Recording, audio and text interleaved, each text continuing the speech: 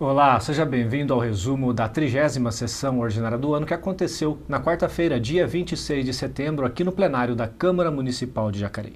Está comigo aqui o jornalista Rodrigo Vieira, que também comentará a respeito dos projetos que foram discutidos e aprovados durante a sessão ordinária. Primeiramente, vamos conferir quais foram os trabalhos dos vereadores durante esta sessão ordinária. Foram 5 pedidos de informação, 6 requerimentos, 12 moções e 52 indicações. E tivemos na ordem do dia 2 projetos aprovados e um veto derrubado. Falaremos sobre eles. Você pode conferir todos esses documentos diretamente no site do Legislativo, no www.jacareí.sp.leg.br. Ao seu lado esquerdo, você verá a aba Trabalhos Legislativos e poderá conferir na íntegra toda a documentação. E poderá também ver e ouvir diretamente no site do YouTube, no canal da TV Câmara Jacareí. No playlist você pode conferir toda a sessão ordinária, desde a ordem do dia, passando pelos trabalhos dos vereadores e até mesmo os temas livres. Começando agora a falarmos sobre a ordem do dia, sobre os projetos que foram discutidos e aprovados, iniciando pelo veto do prefeito Isaías José de Santana a um projeto da vereadora doutora Márcia. Veto à lei que dispõe sobre a obrigatoriedade da contratação de seguro-garantia de execução pelo tomador em favor da Prefeitura Municipal. Rodrigo, este foi um projeto da vereadora Márcia aprovado em agosto, metade de agosto aproximadamente. Já havia inclusive alguma polêmica em relação à constitucionalidade desse projeto, ou seja, se ele de fato poderia ser aplicado ou não, e agora o prefeito corroborou, digamos assim, com a ilegalidade, trouxe para cá e os vereadores derrubaram o veto. Do que trata basicamente esse projeto, apesar de nós termos falado um pouco sobre ele, vamos voltar um pouco isso, e principalmente quais foram os argumentos dos vereadores para derrubar o veto do prefeito. Rodrigo. Então, Márcio, nesse projeto a vereadora, a autora da proposta, ela queria que toda empresa que fosse contratada pelo poder público, pela prefeitura, ela tivesse que pagar, ou ela tivesse que assinar um contrato de seguro, né, da obra ou do serviço que ela fosse fazer, né? Mas para isso não era qualquer obra, não era qualquer serviço, ela estipulava lá o valor que consta na lei de licitações, né, que é 8.666, contratos acima de R$1.400.000. Então a empresa teria que fazer um contrato, um seguro, né, no valor aí de em torno de 30% do valor total da obra, para que caso tivesse algum problema durante a execução do contrato, né, esse seguro pudesse ser acionado de forma a preservar os cofres públicos de um suposto atraso ou um suposto aditamento de contrato. Isso, entre outros argumentos, a vereadora colocava que isso preservaria, né, tanto a população que poderia receber essa obra, esse serviço conforme os prazos conformados em contrato, e também de prejuízos que poderiam arcar com supostos aditamentos de contrato. Né? Então era um valor que teria sido o contratante, o contratado no caso, que são as empresas, elas teriam que fazer esse seguro depois que elas passassem pelo processo de licitação, quando elas fossem contratadas, então, em torno de 30% dos valores de contratos acima de R$1.400.000. Esse era o projeto. A ideia dela era essa, né? Isso teria esse argumento de que preservaria os cofres, enfim, os cofres públicos. Só que, em contrapartida, o argumento tanto do prefeito quanto do departamento jurídico aqui da Câmara, eles colocavam que essa ideia, esse projeto, ele fere a Constituição, tanto federal, né, quanto a Constituição estadual. Por quê? Porque a lei de licitações é uma lei geral. Né? Esse é o argumento tanto do jurídico quanto do prefeito, né? Do jurídico da Câmara quanto do prefeito. Então, por ser uma lei geral, não cabe suplementação, complementação dessa lei de licitações. E isso fere, portanto, essa iniciativa dos poderes. Né? É uma lei geral, portanto não precisa, não é cabível, não é passível de ser suplementado, de ser complementado. E esse argumento do prefeito, no caso, porque o projeto ele já tinha sido protocolado na Câmara, ele foi rejeitado, né? ele foi arquivado, né? Para ele voltar, para ele entrar na pauta de discussão dessa sessão ordinária, ele precisou ser trazido de volta, né? A autora buscou aí assinaturas, resgatou 7 assinaturas para trazer de volta essa proposta, E essa ideia, esse argumento de que esse projeto fere a Constituição, ele já existia. Né? Ele já existia aqui na Câmara esses dois lados, esses dois argumentos, essas duas possibilidades. E hoje, no caso, com o veto do prefeito, o prefeito sustentando esse argumento de que fere a Constituição por ser uma lei geral, ela não precisa ser complementada, os vereadores entenderam que não.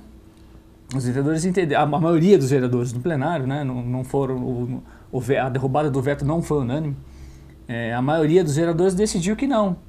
Que apesar de existir esse argumento, essa lei é importante para o município. Os vereadores entenderam que a lei é importante para o município, que vai sim trazer um benefício não só para as obras, mas também para os outros serviços públicos que são contratados por empresas e prestadores de serviço. E isso passou, né? Agora a lei é publicada no Boletim Oficial, né? E agora cabe ao prefeito, no caso, uma intenção de levar esse assunto agora para uma outra esfera de poder, no caso o judiciário, para tentar reverter essa decisão que foi tomada em plenário por meio de uma ação direta de inconstitucionalidade. Antes mesmo do veto ser rejeitado, nós falamos com o vereador Abner de Madureira e ele colocou a posição dele em relação a isso. Vamos ouvi-lo. Nós debatemos muito esse projeto nas nossas reuniões. O parecer jurídico no início foi contrário, né, e pediu-se o arquivamento. E nós entendemos que poderíamos discutir esse projeto em plenário, né, para que a população entendesse o nosso propósito aqui como legislador. E trouxemos em debate e pelo mérito do projeto foi aprovado.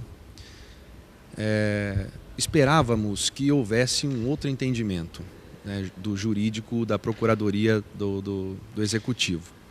E, para nossa surpresa, o parecer foi o mesmo da consultoria jurídica dessa casa, que continha alguns vícios, né, principal deles de inconstitucionalidade, né, que ele vem contrariando os princípios da Constituição, e o segundo é da legalidade, né, como você bem disse, é de competência da União legislar sobre contratos e licitações. E agora, neste momento, nós vamos trazer novamente, né, vamos apresentar o veto do prefeito Zé Santana e espero que essa casa tenha bom senso e possamos aí ter uma discussão sadia com respeito a esse assunto. Muito bem, você ouviu então o líder do prefeito, o vereador Abner de Madureira. Essa entrevista foi antes da votação, antes da derrubada do veto. Ele havia já posicionado favorável a manter o veto, somente complementando o que o jornalista Rodrigo acaba de dizer. Havia diversos equívocos, segundo o jurídico, tanto da Câmara quanto da Prefeitura, em relação a esse projeto. Além dessa questão dita pelo Rodrigo, que fere a questão da esfera da União, como a Lei 8666 ela é federal e não pode ser suplementada por uma esfera municipal. Havia também a questão do princípio da competitividade, já que as empresas que podem fazer um seguro geralmente têm um poder aquisitivo muito maior do que outras, então você acaba distorcendo, acaba desequilibrando a competição de uma licitação. Esse também foi um dos outros argumentos registrados tanto pela Câmara quanto pela Prefeitura. E havia também uma questão bastante interessante, Rodrigo, que na Lei Federal 8666 já existe, já prevê a possibilidade de o contratante, a Prefeitura no caso, fazer o seguro. A própria lei já define que a autoridade competente pode sim requerer o seguro quando ela quiser. A diferença é que ela deixa aberta para a possibilidade de querer ou não, de pedir ou não o seguro no edital, diferentemente do projeto da vereadora Márcia, que obrigava que esse seguro acontecia, justamente porque a lei federal entende que cada licitação é de uma natureza diferente da outra e cada uma precisa ser vista de uma forma diferente da outra. Independentemente dos argumentos, Rodrigo, vamos primeiramente, antes de continuar sobre o projeto, ouvir a autora do projeto que subiu à tribuna para defender, inclusive, a derrubada do veto, a vereadora Márcia. Vamos ouvi-lo. Vamos defender e brigar para que vocês tenham, sim, a primeira lei garantida, uma lei constitucional, o direito, sim, à dignidade humana, o direito a ter existência e ter suas necessidades básicas garantidas. O direito a eu como fiscalizadora em obras, não chegar em cada uma das obras e ouvir um funcionário dizer: pode ser, é da prefeitura mesmo, pode aguardar, depois a gente adita. Um direito reivindicar aqui que não tenham obras superfaturadas em 80% ou mais por cento. Um Educa Mais, por exemplo, de 10 virar 18. Muito bem, você ouviu então a vereadora Márcia, autora do projeto que foi primeiramente vetado e depois o veto foi derrubado. Tudo leva a crer, já que o prefeito vetou o projeto, tudo leva a crer que ele vai registrar uma chamada DIN, ação direta de inconstitucionalidade, e vai ficar para o judiciário decidir se essa lei vai ser válida ou não, se ela pode ser sancionada ou não, se ela pode ser posta em prática ou não. Vamos então aguardar, que esse já é um período um pouco mais demorado, mas tudo leva a crer que de fato isso vai ficar um pouco parado aí e não vai aparecer no boletim oficial de forma definitiva.